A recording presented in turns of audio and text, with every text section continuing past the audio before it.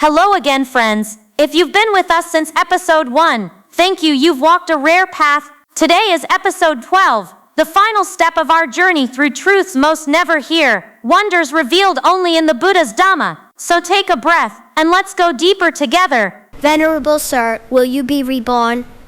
The king asks again, gently, respectfully, but perhaps a quiet doubt remains. Is this monk truly free, or does he still carry the seeds of another life? Lord Nāgasena, listen well. Your Majesty, this is no simple question. It would be easy to stay silent, but out of respect for you, I will answer plainly.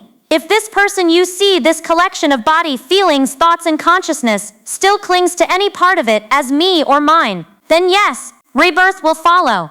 But if all clinging has ceased, if nothing is grasped, not even the subtlest sense of I am, then there is no fuel left for another birth, no becoming, no return. Please understand this clearly, Your Majesty. My lord, could you give me a simile?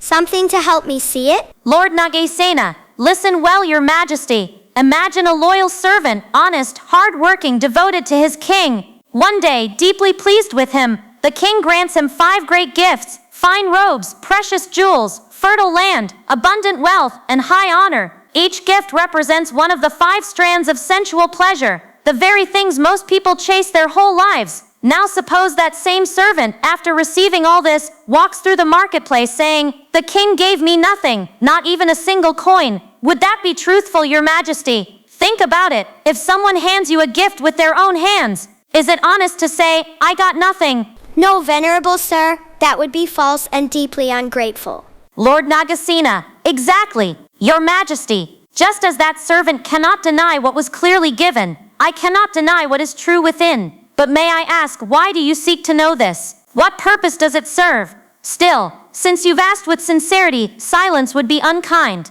So I say again, as long as craving and clinging remain, rebirth happens not because a soul travels, but because the conditions for a new life are still present. But when clinging ends completely, when the mind no longer reaches out to grasp anything as self, then the cycle stops, not by force, not by annihilation, but by release. Thank you, Venerable Sir, now I see. My confusion has lifted. Indeed, no noble one, Aryapagala, ever declares, "I have attained a path or its fruit." Even a sotāpatti, one who has entered the stream, does not announce it. Others may recognize their attainment, but they themselves remain silent. The same holds for sakadagami and anagami. Only an arahant fully knows the complete eradication of all defilements, kilesa, yet even then there is no pride, no boasting, no self-proclamation. Thus, no true practitioner ever declares their own attainment. Venerable Sir, you previously explained that all phenomena fall into 2 categories, nama dhamma and rupa dhamma. What is the nature of nama dhamma, and what is the nature of rupa dhamma? Lord Nāgasena, Your Majesty, whatever phenomenon has solidity, hardness, or tangible form, that is called rupa dhamma, material phenomena. Here I refer not only to the 4 great elements, mahabhuta rupa, earth, water, fire, and wind, but also to derived material forms, upada rupa, color, sound, odor, taste, and tactile objects. Altogether, there are 28 kinds of rupa. Some of these can be touched by the body. Others are known only through the eye, ear, nose, or tongue. The more subtle material phenomena, sukuma rupa, cannot be sensed physically at all. They are discerned only by the mind. Conversely, whatever phenomena lacks physical form or shape, being immaterial, subtle, and non-tangible, is called nama dhamma. This includes consciousness, citta, and mental factors, cetasika, feeling, perception, volition, contact, attention, and so on. Please understand, Your Majesty, rupa is what has form, nama is what knows. So friends, we must understand, we cannot point to the mind and say this is its shape, this is its face, hands or feet, as we do with the physical body.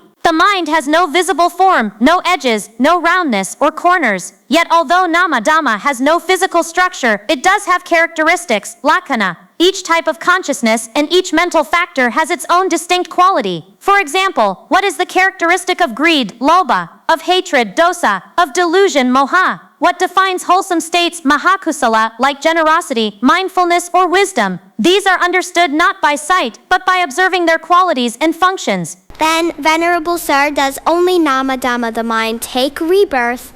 The king is asking, is it true that only the mental aspect continues into a new life, while the physical aspect cannot? Is that correct, Venerable Sir? Lord Nāgasena? Not at all, Your Majesty. Nama and Rupa do not arise one after the other. They appear together right from the first moment of a new life. One never exists without the other. They support each other, condition each other, and continue side by side throughout an entire lifetime. Think of a flame and its fuel. A flame cannot burn without something to burn, wood, oil, or wax. And that fuel by itself produces no light or warmth unless a flame is present. They depend on each other completely. In just the same way, mind and matter arise interdependently. Please understand this clearly, Your Majesty. Here Lord Nāgasena addresses a deep and often misunderstood point, especially about how rebirth actually works. The king's question reflects a very common idea, that when someone dies, their mind leaves the body like a bird leaving a cage, then flies off to enter a new womb, choosing where to be reborn based on preference or will. But this is not what the Buddha taught. Why? Because it assumes there's a permanent you, a conscious self that survives death and picks its next life. If that were true, rebirth would depend on desire or decision, not on karma.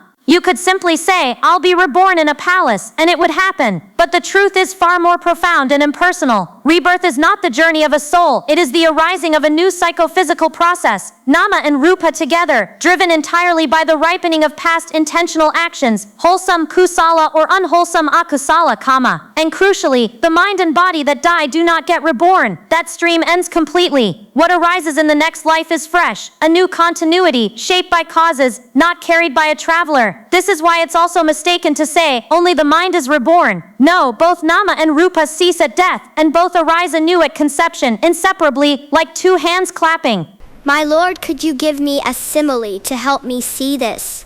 Lord Nāgasena, certainly, Your Majesty. Consider a chicken egg. Inside there is the clear, moist albumin, that is like rupa, the material basis. And there is the dense yellow yolk that is like nama, the mental factor. Now if there were no albumin, the yolk could not remain suspended in the shell. It needs that supportive substance. Only because of this physical condition can life begin to form. So too, at the moment of conception, nama and rupa arise together. Neither comes first, neither exists alone. Just as the embryo depends on both yolk and white from the very start, so every living being depends on the mutual presence of mind and matter. They are like two sheaves of reeds leaning against each other. Remove one, and the other falls. As the Buddha said in the Digha Nikaya, just as a fire burns dependent on fuel, so too does this body stand supported by nama and rupa. Please hold this truth in your heart, Your Majesty. My lord, your wisdom is truly illuminating.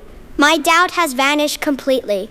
What a perfect illustration! Just as an embryo cannot develop with only yolk or only egg white, so too a new life cannot arise with only mind or only matter. Even in human birth, sperm and egg alone are inert. But when they unite, and when the conditions created by past karma are ripe, a new stream of nama rupa flashes into being. No soul enters, no consciousness travels. There is only cause and effect, karma ripening into a new beginning. And from that very first instant, mind and matter are bound together, not as a person, but as a dynamic, interdependent process. They arise together, sustain each other, and cease together. This is the Buddha's teaching on dependent origination, clear, precise, and free from the illusion of a self. Venerable Sir, you mentioned an ancient phrase, Digamata Tharanam. You said it means, those who have existed for a very long time. My lord, how many kinds of such long-standing beings are there? Lord Nāgasena, listen well. Your Majesty, time unfolds in 3 dimensions, the past, the present, and the future. Please understand this clearly. My lord, do these 3 times just go on forever? Is there no end to this flow of past, present, and future? In other words, is time an endless loop for everyone, or can it come to a stop? Lord Nāgasena, listen well. Your Majesty, for some beings, time stretches on without end. For others, it comes to a complete close. How so? All conditioned things that have already arisen and passed away, those no longer exist. They are gone. But the wholesome and unwholesome actions, a person has performed, those that have not yet ripened, and which will lead to future rebirth, these continue to bear fruit across lifetimes. They are said to exist across time. Thus, beings who are still bound by craving, tanha, and defilements, kilesa, who die and are reborn again and again, are called those of long-standing time. They wander endlessly through birth, aging, sickness, and death, never finding true rest. But those who have fully extinguished greed, hatred, and delusion, who have uprooted all clinging and reached final liberation, parinibbana, they do not take rebirth. For them, the cycle stops, not because they vanish into nothingness, but because the conditions for becoming have ceased entirely. They are said to be without future existence. Time, in the sense of repeated birth and death, ends for them. Please hold this truth in your heart, Your Majesty. My lord, your answer is magnificent, truly astonishing. I have never heard or understood such a truth before. And with that, King Milinda's last doubt fell away. He studied the Dhamma deeply, saw clearly the nature of suffering and its end, and attained the first stage of awakening. He became a sotāpatti, a stream enterer. He let go of blind faith in false teachers and external doctrines. From that moment, his refuge was only in the Buddha, the Dhamma, and the Sangha. Not long after, he entrusted his kingdom to his son, renounced worldly life, and walked the path with full dedication. In time, he became an arahant, completely free from all suffering, fear, and becoming. How wondrous is the Dhamma! It doesn't just offer comfort, it offers freedom, real, lasting freedom. Those of us still caught in long-standing time are still tangled in craving and defilement. We swing between joy and sorrow, hope and despair, never truly at peace. And sometimes, even when the light of a Buddha appears in the world, we turn away, clinging instead to teachers who are themselves lost in darkness. So, dear friends, let us not waste this rare opportunity. Let us cultivate wisdom. Let us practice generosity, dana, live with virtue, sīla, and train the mind through meditation, bhāna. Let us build the causes not for a better rebirth, but for the end of rebirth itself. Because liberation is possible. King Milinda proved it, and so can we. This concludes our 12-episode journey through the dialogues of Venerable Nāgasena and King Milinda, a journey into the heart of the Buddha's teaching, designed to awaken clarity, courage, and compassion. In the episodes ahead, we'll begin a new series, The Lives and Teachings of the Buddha's Awakened Disciples, men and women who walk the path to perfect freedom.